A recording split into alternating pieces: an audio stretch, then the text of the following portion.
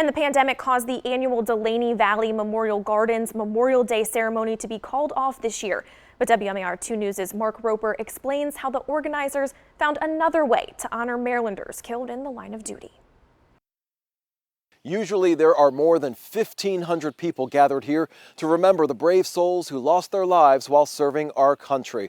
But this year, the annual Memorial Day tradition goes silent with a pre-recorded ceremony online. So you'll be seeing some of the aspects of what we normally have on Memorial Day. So it gives as good of a tribute as we felt we could.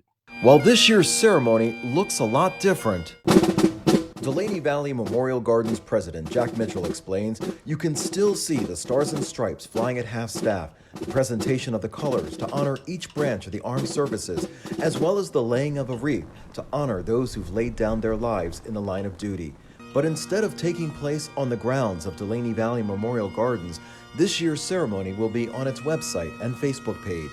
The online ceremony honors 5 American service members lost during the last 14 months. U.S. Army Sergeant First Class John David Randolph Hilty, U.S. Marine Corps First Lieutenant Hugh McDowell, U.S. Marine Corps Captain Moises Navas, U.S. Marine Corps Staff Sergeant Christopher Slutman, and U.S. Navy Ensign Joshua Caleb Watson. These men and women, this year happened to be 5 men, sacrificed their lives in this past year. So rather than just put everything on hold until a year from now, we felt it was important to give some recognition right now on this Memorial Day. Despite the absence of hundreds of visitors and servicemen and women, the fields are far from empty. 3,500 American flags have been placed on the final resting place of Maryland veterans. The Field of Honor will be adorned as it normally is with all of those flags.